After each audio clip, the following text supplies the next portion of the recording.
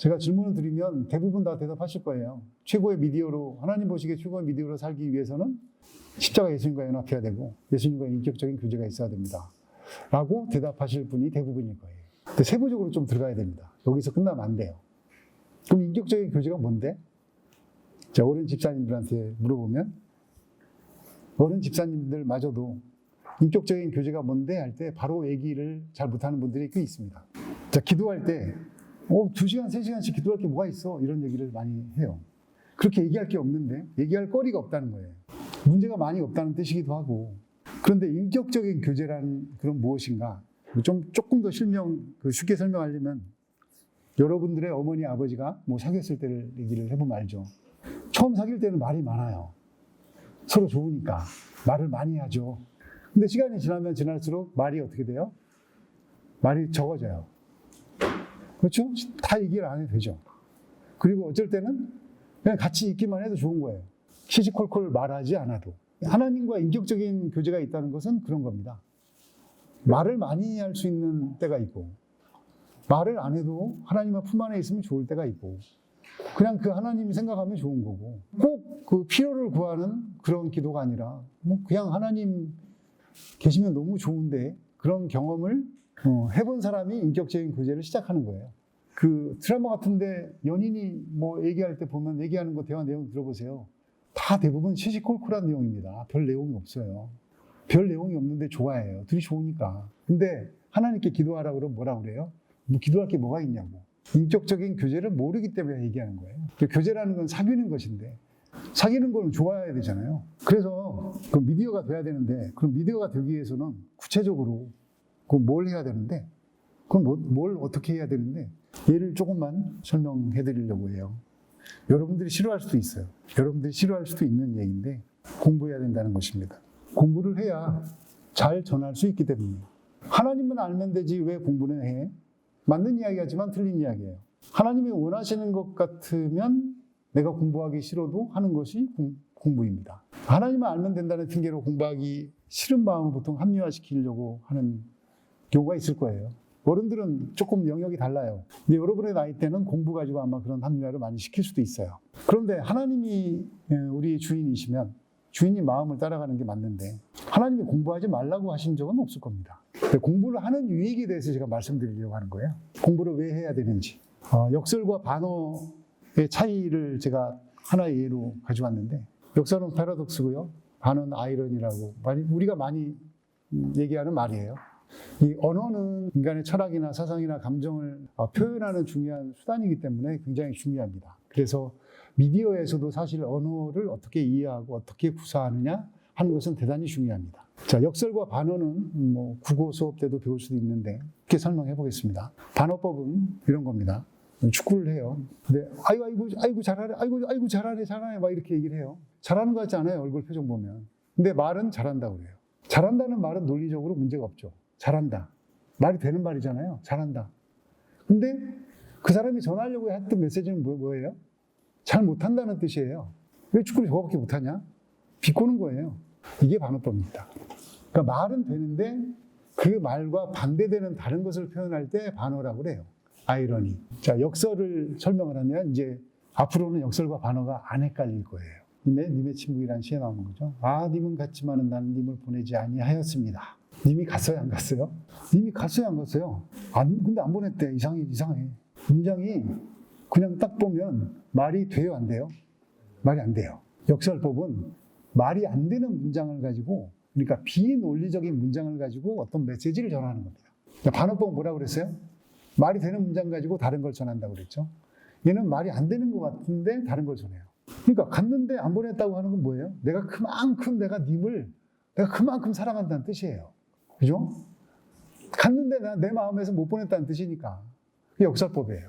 자, 국어 시간은 아닌데 제가 예전에 좋아했던, 불친자 때도 좋아했던 복종이라는 시가 있어요. 그리스도의 몸으로 이 시를 만약에 읽는다면 이 시의 매력에 빠질 수 있습니다. 남들은 자유를 사랑한다 하지만은 나는 복종을 좋아해요. 자유를 모르는 것은 아니지만 당신에게는 복종만 하고 싶어요. 복종하고 싶은데 복종하는 것은 아름다운 자유보다 더 달콤합니다. 그것이 나의 행복입니다. 그러나 당신이 나더러 다른 사람을 복종하라면 그것만은 복종할 수가 없습니다. 다른 사람을 복종하려면 당신에게 복종할 수가 없는 까닭입니다. 하나님께서는 우리에게 자유의지를 주셨습니다. 자유롭게 선택할 수 있는 의지를 주셨죠. 그런데 내 마음을 어디에도 쏟아도 되는 그 자유로운 의지를 주셨는데 그 마음을 다시 만드신 하나님께 드린다. 그것이 더 달콤하고 행복하다. 그래서 다른 사람에게 복종하라는 말만큼 내가 복종할 수가 없다. 하나님께 복종할 수가 없기 때문에 저는 이렇게 들었거든요. 자, 시는 시로 읽어야 됩니다. 하나님의 창조가 믿겨지는 사람이라면 이 시를 보고 감탄할 거예요. 이 시는 반어에 가깝습니까? 역설에 가깝습니까? 역설에 가까워요. 굳이 얘기하자면 복종과 자유라는 그 어울릴 수 없는, 복종하는 건 무조건 그 따르는 거고 자유라는 건 내가 선택하는 건데 그 두 가지 대조적인 반대되는 그 말을 가지고 복종이 자유보다 크다는 그것을 얘기하고 있기 때문에 역설적인 시라고 볼 수 있는 거죠. 그러니까 성경에서도 그러면 이런 역설과 반어가 있겠죠. 당연히 있습니다. 성경에는 모든 표현이 다 있습니다. 국어를 배울 수 있는 모든 텍스트가 다 있어요. 성경에서 역설과 반어를 한번 볼게요. 고린도전서 15장 31절. 형제들아, 내가 그리스도 예수 우리 주 안에서 가진 바 너희에 대한 나의 자랑을 두고 단언하노니 나는 날마다 죽노라. 나는 날마다 죽노라. 날마다 죽는 것이 말이 됩니까? 안 됩니까? 말이 돼요? 안 돼요? 말이 안 되죠. 한 번 죽으면 끝나는 거지. 어떻게 맨날 죽습니까? 이 말이 안 되는 문장으로 날마다 되살아나는 나의 죄성을 십자가에 죽는다는 것을 표현했기 때문에 이것은 반어보다는 역설에 가깝죠. 하지만 믿음의 수준에 따라서 날마다 죽노라라는 말이 그냥 말이 된다고 생각하는 사람도 있을 거예요.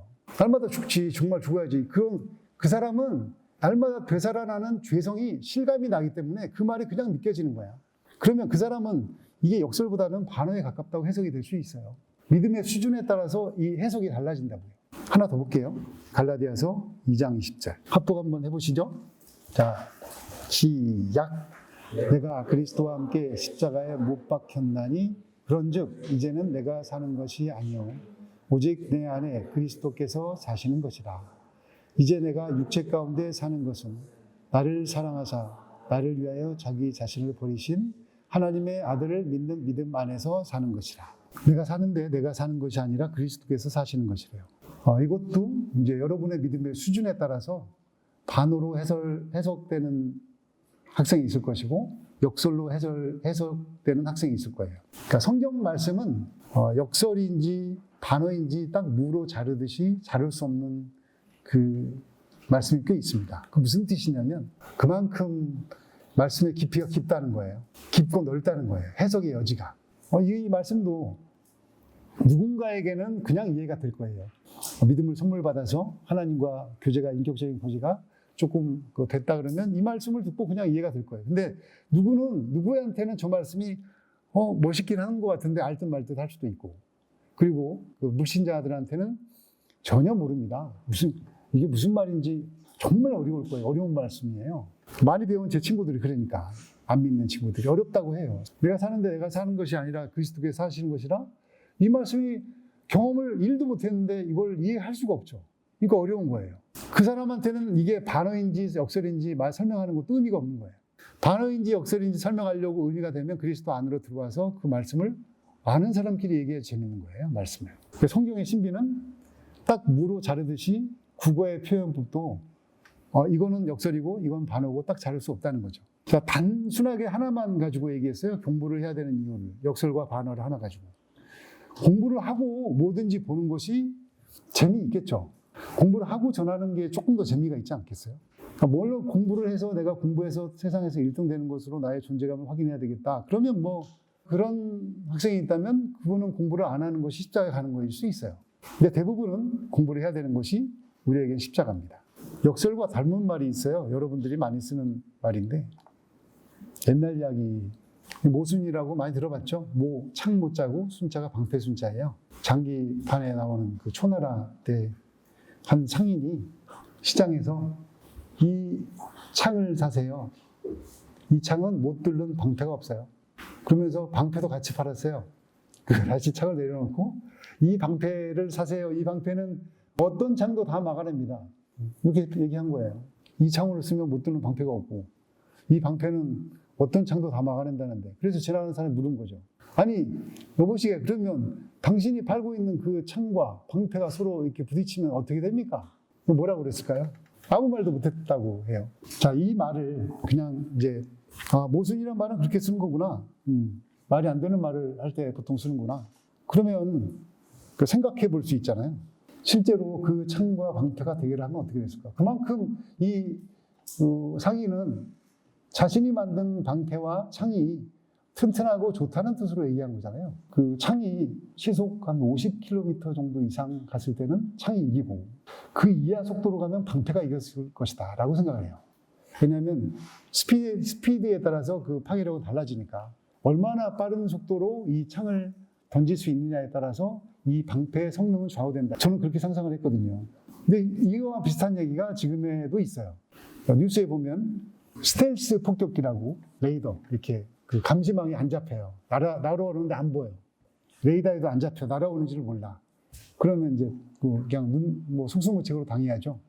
그런 스텔스 폭격기를 개발했다 했는데 또 얼마 있다가 우리는 스텔스 폭격기도 잡아내는 레이더를 개발했어. 그 레이더에 안 잡히는 폭격기도 우리는 잡아낸다는 거죠. 지금 시대는 무언가가 나오면 그것을 또 이기는 것이 나오는 시대예요.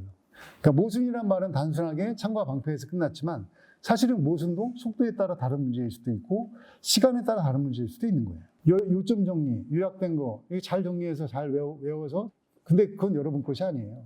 거기서 조금만 바꿔도 조금만 순서를 틀어도 1, 2, 3, 4, 5로 내가 외웠는데 살을 하나 빼면 당황해요.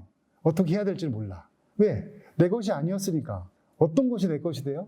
무언가를 배우면 내가 시행착오도 좀 경험해보고 실수도 해보고 그래서 이것이 내 것이 완전히 되면 누구에게나 가르쳐 줄 수 있습니다. 누구에게도 설명해 줄 수 있습니다. 그건 여러분 것이에요.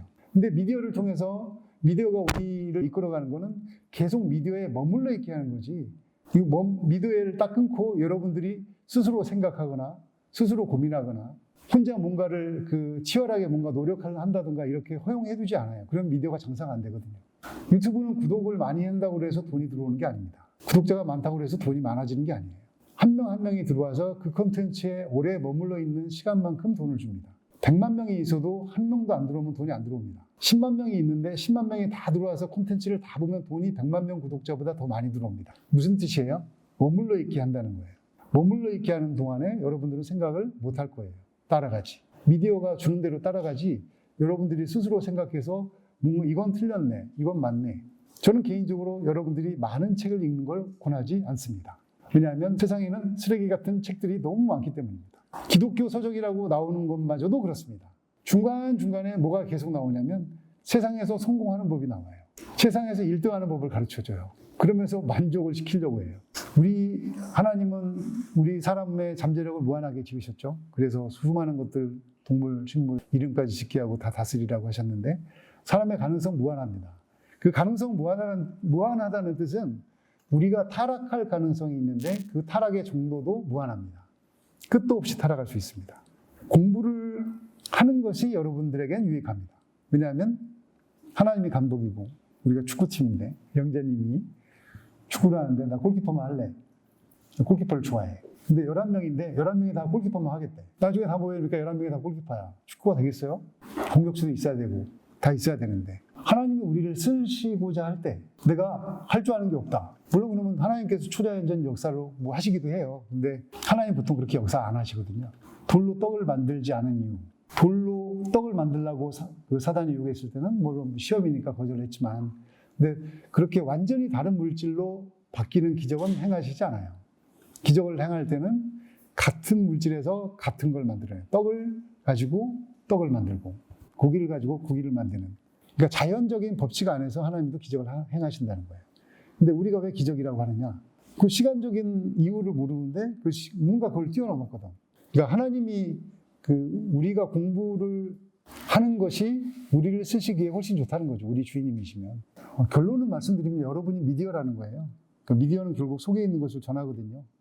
세상의 미디어는 그것이 진짜든 가짜든 끊임없이 그것을 전해요. 어떻게든지 보게 만들어요. 그래서 어떨 때는 포장하고 위장하고 축소하고 없는 것도 있는 척하고 있는데 가리고 눈 가리고 아웅하고 그것으로 이끌어가죠. 근데 그런 것들을 수많은 미디어를 보면서 여러분들은 무슨 생각하는지 아세요? 우리는 나는 개성이 있고, 나는 취향이 있고, 나는 저것과는 다르고, 난 저 사람들과 달라. 이렇게 생각해요. 근데 그것도 안에서, 큰 미디어 안에서 다 길들여진 것 뿐이고, 수많은 옵션 중에 나는 하나를 선택한 것 뿐인데, 그렇게 생각한다고요. 내가 괜찮은 거라고 생각한다고요. 그래서 여러분이 미디어가 되라고 얘기하는 겁니다. 미디어가 돼야 한다면, 따라오는 질문이 있죠. 속이 무엇으로 차 있을까? 속이 무엇으로 차 있느냐에 따라서 우리가 어떤 미디어가 될 수 있는지가 결정되기 때문입니다. 하나님을 알면 사실은 세상에서 성공하는 것도 저는 개인적으로 되게 쉽다고 생각합니다. 성경에도 세상에서 미디어로 성공하는 법이 나와 있어요. 안 믿겨지시겠지만. 요한일서 2장 15절에서 16절 말씀. 이 세상이나 세상에 있는 것들을 사랑하지 말라. 누구든지 세상을 사랑하면 아버지의 사랑이 그 안에 있지 아니하니 이는 세상에 있는 모든 것이 육신의 정욕과 안목의 정욕과 이생의 자랑이니 다 아버지께로부터 온 것이 아니요 세상으로부터 온 것이라. 미디어가 성공하는 비결이 여기에 담겨 있습니다. 성경을 이제 거꾸로 읽으면 돼요. 수학 배우실 때 어떤 명제가 참이면 그 대우도 참이다. 지구가 둥글다. 참이죠. 반대로 뒤집으면 둥글지 않으면 지구가 아니다. 맞죠? 사람은 동물이다? 동물이 아니면 사람도 아니다. 맞죠? 뒤집으면. 그게 이제 어떤 명제가 참이면 대우도 참이라는 거예요. 뒤집으면 육신의 종욕과 안목의 종욕과 이생의 자랑을 하는 것이 세상 미디어에서 성공하는 방법입니다. 이 세 가지예요. 그럼 생각해 보세요. 여러분이 본 SNS, 미디어, 이런 것들에서 이 세 가지 범주를 벗어나서 내가 혹한 것이 있었는지 생각해 보라고요. 자, 육신의 종욕과 안목의 종욕과 이생의 자랑에 대해서 조금 더 간단하게 설명할게요. 구체적으로. 어떤 것이 육신의 종욕이고, 안목의 종욕이고, 이생의 자랑인지를 조금 더 구체적으로 얘기해야지 다음 얘기가 진행이 될 것 같아요. 이 육신의 종욕은 우리 몸의 욕심이죠. 몸의 욕심. 몸은 뭘 원해요? 자, 먹는 거, 그다음 잠자는 거, 그다음 쉬는 거, 종족 번식의 욕구라고 그래요. 그런 것도 있죠. 그것도 육신의 종욕입니다. 자, 먹고 잘 자고 잘 쉬고, 하여튼 크게 보면 이런 것들이 다 육신의 종욕이에요. 자, 안목의 종욕은요. 눈에 우리 볼 때 욕심이죠. 눈의 욕심. 자, 명품, 좋은 차, 좋은 집, 신발 하나, 장신구 하나, 옷 하나도 좋은 거 자랑하고 비싼 거 자랑하죠. 돈이 없으니까 가성비라고 얘기해요. 돈이 많은 사람들은 가성비라고 얘기 안 해요. 그냥 명품 삽니다. 돈으로. 가심비라고 말하기도 하죠. 가격 대비 마음의 만족을 주는. 돈이 없으니까 그 얘기하는 거예요. 그냥 돈 많으면 명품 자랑하면 끝입니다. 그리고 마지막에 이생의 자랑은 이생의 자랑은 나이별로 달라요. 이 세상에서 이 땅에서 자랑하는 거잖아요. 나이 20대에 보통 뭘 자랑하는지 모르시죠? 20대에 보통 몸매 자랑하고요. 학벌 자랑하고 집안 자랑합니다. 30대에는 배우자 자랑하고요. 그 직장 좋은데 대기업 갔다 그런 자랑하고 40대에는 돈 자랑하고 사회적으로 영향력 있는 거 자랑하고 50대 넘어가면 이제 그때는 우리 자식 어디 입학했어 자식 자랑하고 성공했어. 60대 때는 이제 친구 자랑해요. 친구가 많이. 왜? 만나주는 사람이 그때까지도 많이 있다는 것은 성격이 그나마 괜찮은 사람인데 친구들이 점점 줄거든요, 원래. 그러니까 70대에는 이제 건강을 아직도 산에 다녀 이렇게 건강 자랑하고 80대 넘어가면 이제 여기 우스갯소리예요. 누구한테 연락만 오면 성공한 거래요. 외롭다는 거죠. 90대는 사람만 있으면 성공한 거래요. 이렇게 얘기하는 거예요. 자, 이런 것들이 대부분 이생의 자랑인데 10대 때는 뭘 자랑하면서 여러분들은 살고 있는지 잘 모르겠네요. 근데 생각해봐요. 지금 말한 거, 육신의 종욕, 이생의 자랑, 안목의 종욕, 여러분들이 보고 팔로워가 많든 구독자가 많든 이 세 가지 범주 안에 벗어났는데 인기를 끌고 있는 SNS라 채널이나 생각나는 거 있으면 얘기해 보세요. 거의 없을 거예요. 대부분 다 이거라고요. 이 세 가지를 잘하는 것이 세상에 성공하는 방법이에요. 하나님은 하지 말라고 하시는 거잖아요. 근데 세상에서는 하고 싶다.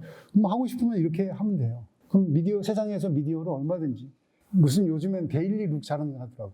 데일리룩. 매일 입는 옷을 입고 자랑하는 거야. 신발은 뭐고, 뭘 입고, 그리고 어디 가서 어떤 숙소에서 잤고, 어디 여행 갔고, 뭘 봤고, 어디 카페에서 뭘 먹었고, 자랑하는 거 보시라고. 이 세 가지 안에 다 들어가는 거야. 그럼 나이 든 사람들 뭘 자랑해? 우리 자식 어디 이번에 입학했고, 어디 대기업 들어갔고, 자랑하는 게 다 그 세상 자랑이라니까요. 그리고 그 세상에 어떤 자랑할 수 있는 어떤 그 경쟁력을 확보할 수 있는 정보를 준다든가 방법을 준다든가 하면 사람들이 더 좋아하죠. 그런데 17절까지 보시면 이 세상도 그 종욕도 지나가되 오직 하나님의 뜻을 행하는 자는 영원히 거하느니라. 세상도 지나가고 정욕도 지나간대요. 근데 이 말이 여러분들에게 믿겨지면 세상을 따라가지 않을 거예요. 근데 이 말이 잘 안 믿겨지고 믿겨졌다가 또 안 믿겨지고 하니까 세상을 따라가려고 했다가 또 다시 하나님 쪽으로 가려고 막 이러는 거거든요. 제가 하고 있는 나의 사랑하는 책 TV는 기독교 고전을 소개하는 그 채널이잖아요. 대부분 기독교 고전의 채널에 공통적으로 얘기하는 게 있어요. 믿음의 삶이란 하나님을 향해서 좌로나 우로나 치우치지 않고 직진하는 것이다. 맞아요. 근데 그렇게 직진하는 믿음의 사람은 많지 않아요. 대부분의 믿음의 사람은 좌로나 우로나 치우쳐요. 넘어지기도 하고요. 근데 치우쳤다가 다시 돌아오는 게 믿음이에요. 넘어졌다가 다시 일어나서 다시 방향을 가는 게 믿음이에요. 디모데후서 3장 1절에서 4절 말씀인데 여러분들이 한번 합독을 해주시면 좋겠습니다. 사람들이 자기를 사랑하며 우리를 사랑하며 사랑하며 구원하며 기뻐하며 오늘 그려가지고 감사하지 아니하며 거룩하지 아니하며 조정하며 도망하지 아니하며 요하하며 절제하지 못하며 사원하며 서는 것을 좋아하지 아니하며 대신하며 조급하며 자박하며 하나님 사랑하는 것보다 더하며 하나님을 얘기한다는 미디어가 있는데 만약에 사람들이 열광한다. 그러면 의심부터 해보시는 게 건강한 겁니다. 십자가 복음을 얘기하는데 엄청 많은 팔로워가 있고 구독자가 있고 너무 좋아한다. 의심해 보셔야 됩니다. 하나님을 진짜로 얘기하는 건지 하나님을 얘기하는데 세상의 가치를 섞어서 얘기하면서 사람들의 어떤 만족과 욕구를 충족시켜주는 그런 말들을 섞어서 얘기하면서 복음만 얘기하고 있는지 잘 분별하셔야 돼요.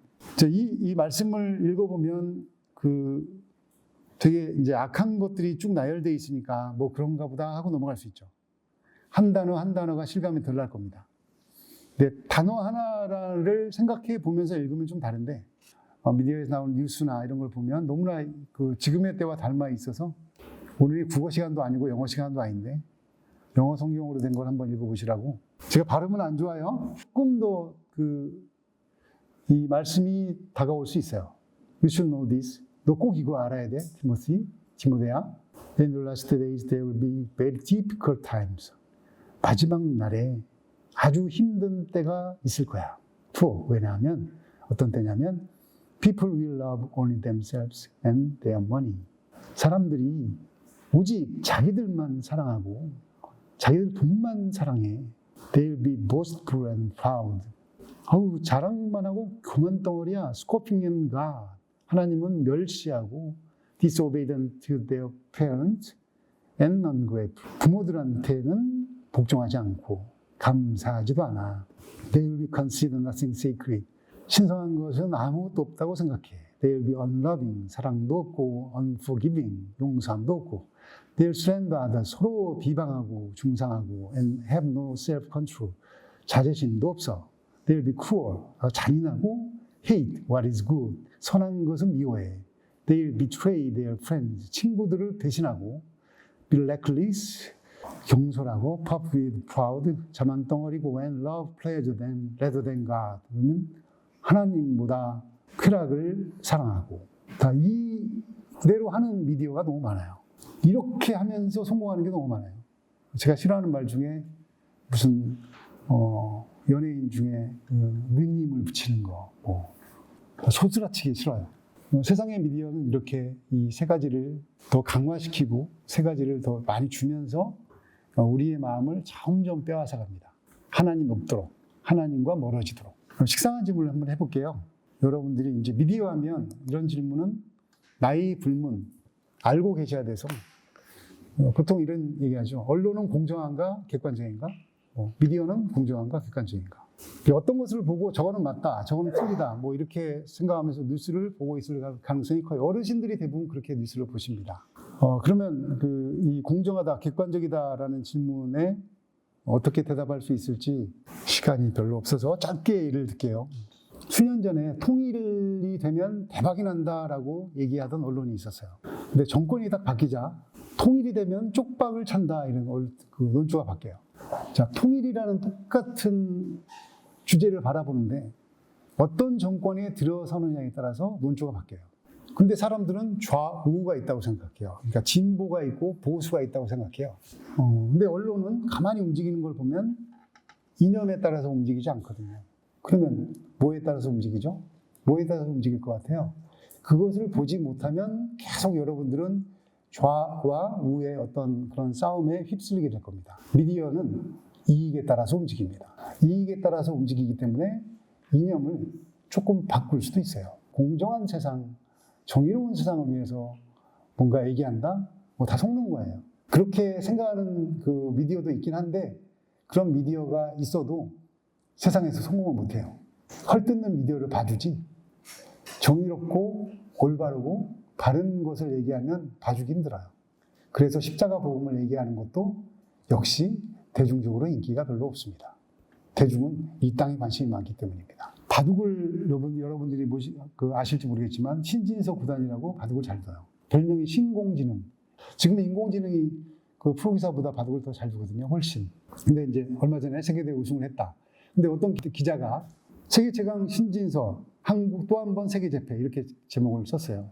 근데 며칠 뒤에 어떤 또 다른 신문의 기사가 신진서에 가려진 한국 바둑 위기는 오고 있다 이렇게 써요. 자, 뉘앙스가 달라요. 그죠? 근데 신진서가 우승을 했는데 한쪽은 잘 나간다, 한쪽은 위기라고 써요. 신진서 구단이 중국 기사하고 대결하는 전적을 보니까 압도적인 우위야. 최강이야. 세계 최강이라고 써도 돼. 근데 신진서를 딱 빼고 나머지 한국 기사들하고 중국 기사들하고 맞대결한 전적을 비교해 보니까 우리가 절대적으로 열세야. 중국 애들이 훨씬 잘 둬. 그러니까 신진서가 빠지면 한국 바둑은 아무것도 아닌 게 되니까 위기가 맞아요. 뭘 얘기하려고 하느냐면 팩트라는 건 객관적인 사실이잖아요. 1번부터 10까지가 쫙 있다. 근데 기사를 내가 쓰겠다. 그러면 1357만 빼서 쓸 수도 있는 거예요. 2468만 빼서 쓸 수도 있는 거예요. 내가 원하는 팩트만 써서 내가 원하는 기사를 쓸 수 있다는 얘기예요. 근데 둘 다 사실은 객관적인 기사는 아니라고 봐야 돼요. 신진서 때문에 우리 한국 바둑이 잘 나가는데 신진서가 빠지면 사실은 별 볼 일 없어. 이걸 같이 써줘야 되잖아요. 팩트를 빼놓지 말고 중요한 건 다 쓰면서. 근데 우리나라 정치 관련 뉴스는 대부분 팩트를 왜곡하지는 않아요. 살짝 과장하고 축소해요. 중요한 건 뭐냐면 자기한테 불리한 팩트는 아예 꺼내지도 않는다는 거죠. 자, 보수 쪽에서는 이 자기한테 불리한 이쪽 걸 빼고 진보 쪽에서도 자기한테 불리한 팩트는 빼고 얘기한다는 거예요. 그러니까 그걸 뉴스를 보는 그 국민들은 뭐가 진짜야? 그걸 다 같이 아울러서 하는 언론이 있으면 좋겠는데 그걸 다 아울러서 하는 언론은 또 재미가 없어서 안 봐. 나는 편이 정해져 있거든. 나 오른쪽 편이고 난 왼쪽 편이거든. 어떤 팩트를 인용을 하느냐에 따라서 그 기사의 공정성과 객관성은 정해진다. 드리려고 하는 말씀은 하나님을 부분집합으로 생각하면 안 돼요. 좌와 우가 부분집합이고, 자, 왼쪽에서도 틀린 게 있고, 맞은 게 있고, 오른쪽에서도 틀린 게 있고, 맞은 게 있고, 맞는 게 있고, 이걸 다 볼 수 있는 눈은 하나님하고 연합한 사람만 볼 수 있어요. 그래서 어느 쪽을 편들 수 없는 거예요. 하나님이 지으셨고, 좌와 우가 그 아래 부분집합 작은 건데, 거기에 편이 갈라져서 그리스도인이 싸우고 있다? 그러면 예수님은 몰라도 한참 모르는 거예요. 근데 많은 그리스도인들이 유감스럽게도 그렇게 살고 있다는 거죠. 여러분들은 하나님이 크시다는 걸, 이 세상의 어떤 이념이나 주의나 어떤 파벌이나 이런 것보다 훨씬 하나님이 크시다는 것을 실제로 알고 그거에 따라서 왼쪽에서 나를 비난할 수도 있고 오른쪽에서 나를 비난할 수 있어도 하나님의 마음은 이것이라고 얘기하는 그런 미디어로 살아가기를 바라는 마음에서 말씀드렸고, 미디어는 공정한가? 이거는 답을 하실 수 있어야 되는데 미디어는 공정하지 않습니다. 자, 똑같은 식상한 질문이 많아요. 세상은 공정한가 불공정한가? 착한 사람은 늘 잘 되는가? 나쁜 사람은 늘 벌을 받는가? 아니면 벌을 받지 않고도 사는가? 자, 이런 질문을 했을 때 많은 얘기를 나눌 수 있죠. 하지만 여러분들한테 영원한 생명이 실제 되어 있다면 이 질문에 대한 답을 하는 것은 굉장히 쉬울 겁니다. 근데 그 영원한 생명이 실제되지 않은 상태에서 저것을 가지고 토론하면 우리는 밤새워서 계속 토론할 수 있는 거고요. 결론부터 말씀드리면 세상은 공정하지 않습니다. 착한 사람은 늘 잘 되지 않고요. 나쁜 사람은 늘 벌을 받지 않습니다. 근데 조건이 있어요. 이 세상이 끝이라고 생각할 때만. 이 세상이 우리가 죽으면 컴퓨터 로그아웃 되는 것처럼 다 끝난다. 그럴 전제에서만 세상은 공정하지 않다. 나쁜 사람도 벌을 받지 않고 살 수 있고 착한 사람도 잘 되지 않고 고생하면서 죽을 수 있다. 세상에서 죽는 것으로 만약에 우리 삶이 끝나지 않는다면 답은 전혀 다르게 나올 수 있는 거죠. 그러니까 세상에서 우리가 받는 이런 식상한 질문, 세상이 정말 모든 것의 끝이냐, 저 세상 너머로 무엇인가 계속 이어지는 것이 있느냐, 그것을 알고 그것이 선명해졌다면 그런 식상한 질문도 얼마든지 어렵지 않게 설명할 수 있다는 것입니다. 그러니까 십자가 복음이 아니면 얘기가 안 되는 거예요. 이런 질문 자체도. 십자가 복음 모르는 상태에서 이렇게 세상의 공정성과 이런 어떤 선악의 문제를 토론하는 것이 얼마나 우스워 보이겠어요. 근데 그거를 누군가는 알아듣지만 누군가는 알아듣지 못한다는 거죠.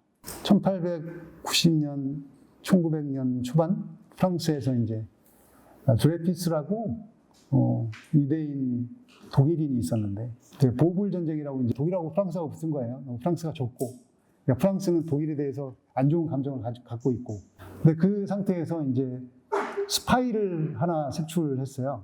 드레피스라고. 이 사람이 이제 유대인이기도 하고. 근데 독일한테 졌잖아, 프랑스가. 유대인들이 상권을 다 장악하고 있었거든요.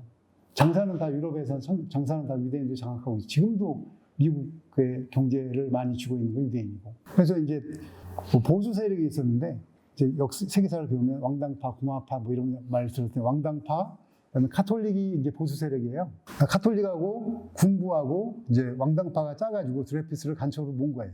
암호명이 D라고 돼 있는데 제 이름도 D다. 필체가 너네 비슷하다. 그래서 네가 간첩이지 해서 이제 간첩이다 하고 했던 것을 발표한 게 신문이에요. 그럼 어느 쪽 신문일까요? 이 보수 쪽 신문이죠. 그런데 이제 그 에밀 졸라라는 작가가 있었는데 그 작가가 나중에 이 드레피스는 간첩이 아니다. 이건 조작된 사건이다라고 또 신문에 냈어. 그 신문은 어떤 쪽 신문이냐면 좌파 신문이에요. 그러니까 신문의 출발은 굉장히 정치적인 거예요. 왜 그러면 그런 신문이 처음에는 정치적이었다가 왜 시간이 지날수록 자꾸 중도가 생기고 뭐 공정한 게 더 돼야 된다. 또 많은 사람들 봐야 된다. 이렇게 됐을까? 이 얘기예요. 그것도. 더 많은 사람들이 봐야지 그 부스를 팔아서 돈을 벌 수 있기 때문에 더 많은 사람을 한 거예요. 더 많은 사람들의 이익을 위해서 봉사한다는 거는 명분이고 실제 많은 사람들이 봐야지 더 이익이 되니까 미디어는 아까 뭐라고 그랬어요? 좌우가 이끌어가는 게 아니라 이익이 이끌어간다고. 원래 신문은 굉장히 정치적인 거였습니다. C.S. 루이스가 2차 대전 말 때 이제 라디오로 강연을 많이 했어요. 대학 교수이기도 하고 공부를 엄청나게 많이 한 그 사도 바울처럼 공부를 한 그 세상 학문에 대해서 철학, 역사, 인문학, 예술 모르는 게 없었던 영국 교수인데 예수님을 만난 거 노년에 만난 거 같고 기독교에 대해서 라디오에서 강연을 했는데 불신자들을 대상으로 한 거죠. 그래서 하나님이 살아계시다라는 것을 얘기를 하고 싶었던 거예요. 그 시작이 돌을 던지면 땅에 떨어지고 물은 위에서 아래로 흐르고 이 자연에 있는 모든 것에 우주의 모든 것들은 자연법에 의해서 다 움직이는데 우주에 있는 것 중에서 유일하게 사람만 그 자연법을 따르지 않는다. 이게 무슨 얘기냐면 사람은 누구나 어떤 상황이든지 어떤 일이든지 무엇이든지 배웠든지 배우지 않았든지 이것은 이래야만 해 하는 생각을 갖고 있어요. 사람이라면 이래야지. 뭐 예를 들어서 지하철 여러분 타실 때 나이 드신 어르신 오면 비켜야지 하는 생각을 그냥 해요. 그런데 사람들 대부분 그것을 따르지 않아요. 내가 지금은 너무 힘들어서 눈을 감고 좀 자야 되겠어. 안 비켜줘요. 오늘 너무 많이 걸었어. 다 이유가 있어요, 자기 건. 규칙을 잘 깨죠, 그래서. 했다가도 약속을 깨고. 이유를 잘 대면서 깨잖아요. 그땐 그랬었고, 지금 달라. 다 이유를 대면서. 그게 사람을 움직이는 자연 법칙이라는 거예요. 아는 것 따로, 행동하는 것 따로일까? 이게 루이스의 질문이에요. 교회에서도 마찬가지예요. 내가 하나님을 잘 따라가야 될 것 같다고 생각을 하는데도 안 돼. 왜 안 될까요? 에덴에서의 일이죠. 선악과를 따먹은 일. 그거를 통해서 사람은 망가진 거예요. 그래서 지옥에 수천 번도 가도 마땅한 존재인데 하나님께서 아들을 보내셔서 다시 길을 내신 거죠. 하나님이 오셔서 그냥 너희들을 용서해 줄게 라고 말로만 하시면 될 텐데 왜 죽으셨어야만 했을까라고 또 질문해요. 하나님이신데 그 전지전능하시고 힘도 있으신데 그냥 우리가 잘못한 거 있으면 용서해 줄게 라고 말씀만 하시면 될 텐데 왜 직접 십자가를 지고 돌아가셨어야만 할까 하는 게 또 질문이에요. 책 한 권을 제가 5분으로 요약하는 거예요. 5분, 10분으로. 용서라는 것은 내가 이렇게 딱 쳤을 때 내가 용서를 구하는 거예요. 내가 잘못했기 때문에. 근데 하나님이 우리를 용서하는 방식은 이상하게 그게 아니야. 하나님이 우리한테 잘못한 게 없어. 근데 우리를 용서하신대. 자, 그게 한 가지가 있고요.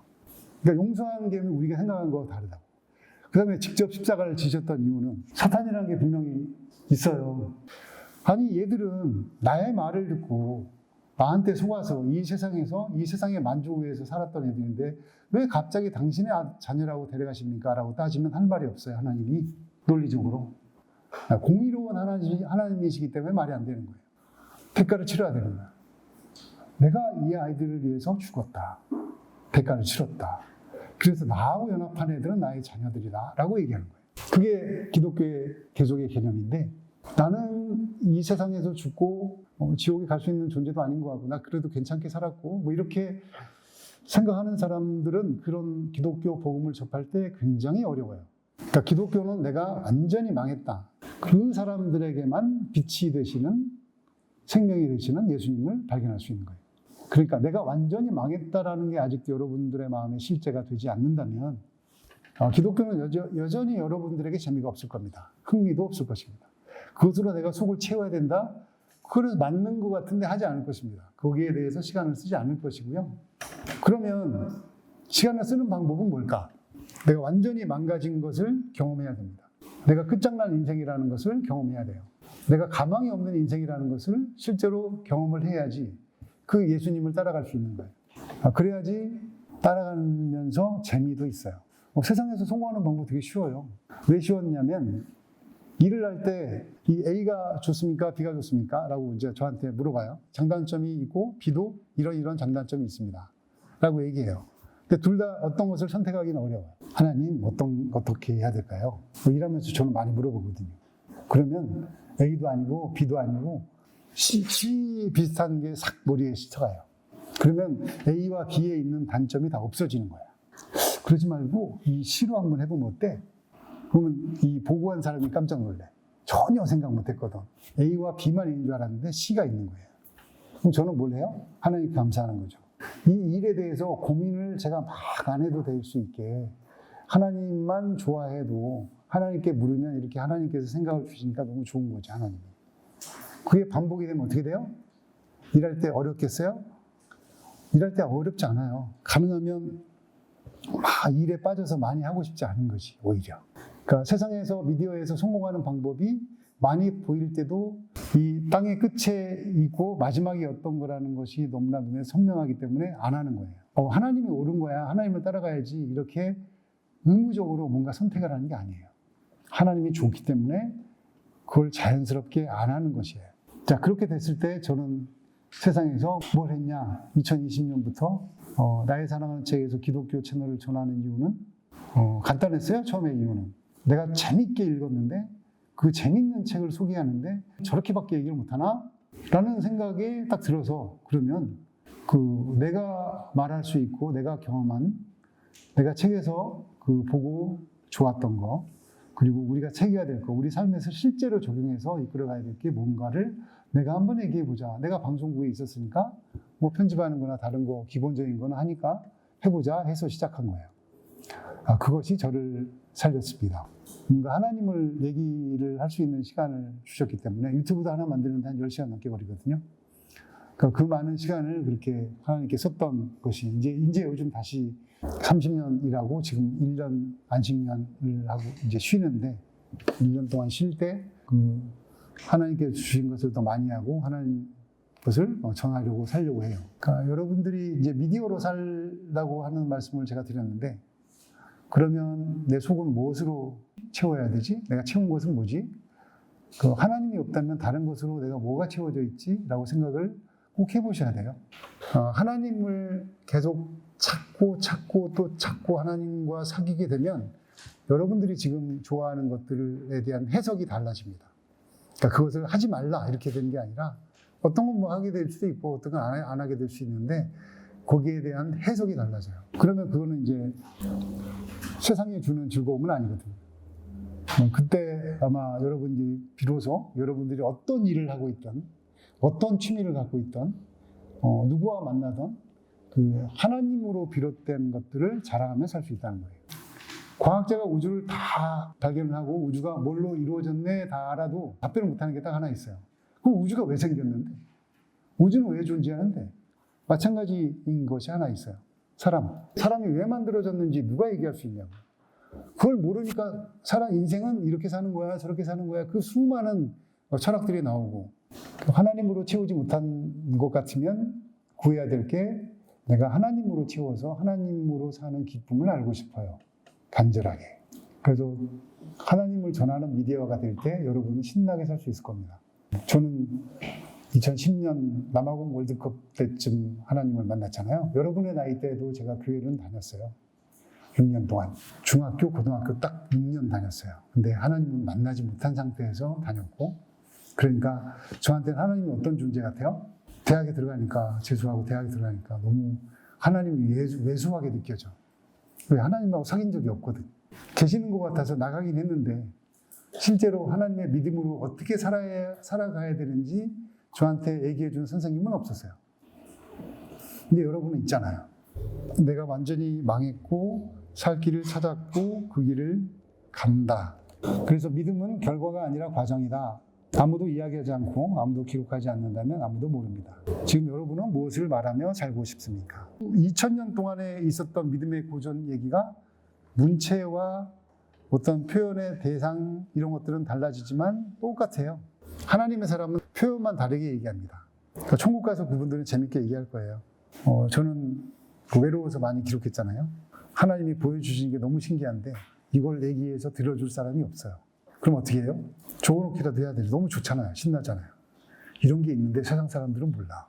자, 그런 것들을 여러분들도 말하면서 살아갈 수 있기를. 그래서 어떤 삶의 자리에서도 하나님이 좋아하시는 그런 미디어로 하나님 자랑하면서 살아가기를 예수님의 이름으로 축복합니다.